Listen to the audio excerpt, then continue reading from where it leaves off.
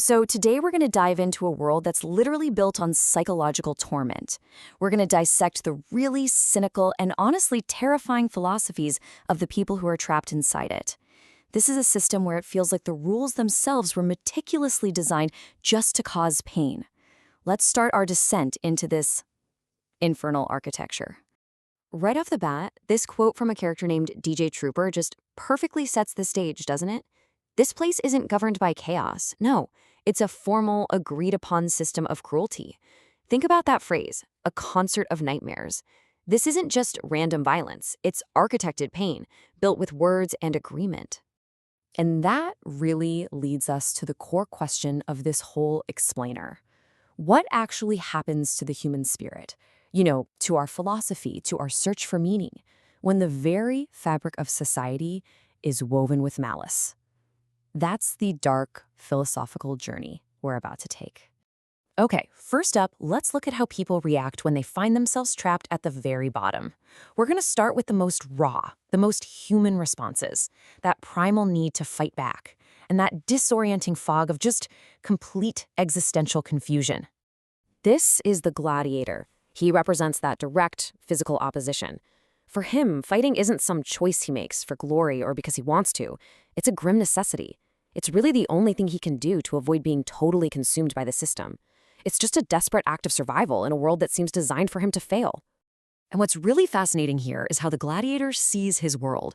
He draws this line between the law of the jungle, which, yeah, it's brutal, but it's fundamentally random, so there's this weird kind of fairness to it, and the artificial system he's trapped in.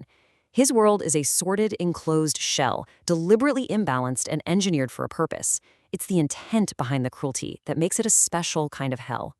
Okay, so you have that physical struggle. Now let's contrast it with something more psychological. This is Adventurer 4.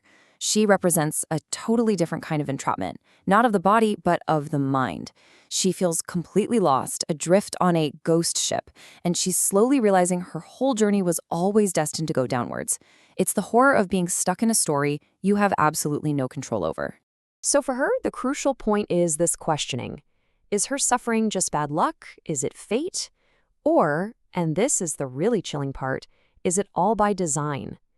She starts to wonder if some of these horrible events are intentionally framed to look like comedy to other people, while for her, they are a direct line into the vein of a space-time perdition. The system doesn't just hurt you, it gaslights you while it's doing it. All right, now we're going to go even deeper. We've seen the victims grappling with their reality. But what about the ones who make the whole system tick?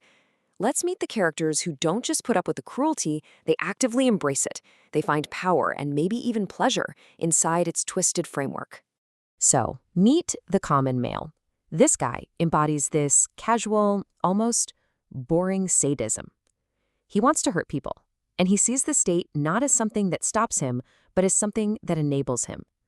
The fact that his cruelty is state-sanctioned is, in his own words, lovely. It's basically malice with a permission slip. And this just brilliantly illustrates his cynical worldview. He points out the two meanings of the word sanction. It can mean to punish or it can mean to approve.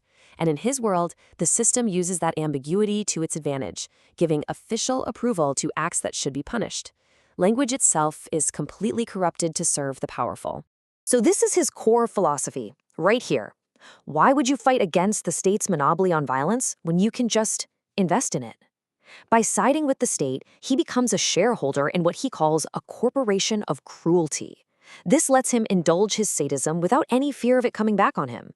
In fact, the system will protect him for it. And that brings us right back to DJ Trooper, who is a much more sophisticated kind of monster.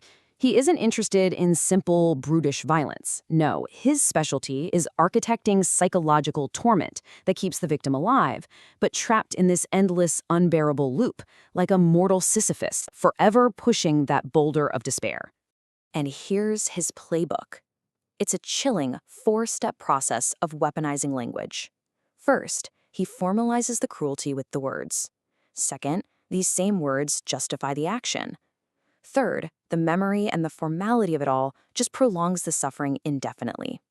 And finally, if the victim breaks down, the system has more words ready to blame them for it. It's a perfect, self-sealing cycle of abuse. So we've met the victims and we've met the perpetrators. Now we get to the philosophical core of this entire world, the pure abstract will of the system itself, embodied in a character known as the heavy droid. The heavy droid's purpose is terrifyingly simple and deeply existential. Its objective is the total annihilation of everyone else. And the reason? Because it represents something whose time is past. It wants to destroy the present because it can no longer exist in it. And right here, the droid just pulls back the final curtain. It admits that all the official reasons the system gives for its actions, justice, order, security, they're all lies. The real purpose isn't to build anything, it's destruction for the sake of destruction. It is pure systemic nihilism. So this entire system runs on this cocktail of horrific motivations. You've got sadism, of course. You've got this drive to just annihilate anything that's different. But maybe the most profound driver is this idea of systemic envy, the rage of a power that has lost something to time, and now it wants to destroy that very thing in others because it can never get it back. Both the gladiator and the droid kind of hint at this idea. The evil here isn't just a bunch of individual bad people. It's something that has emerged from the collective itself. In simpler terms, it's like the whole society has become its own predator.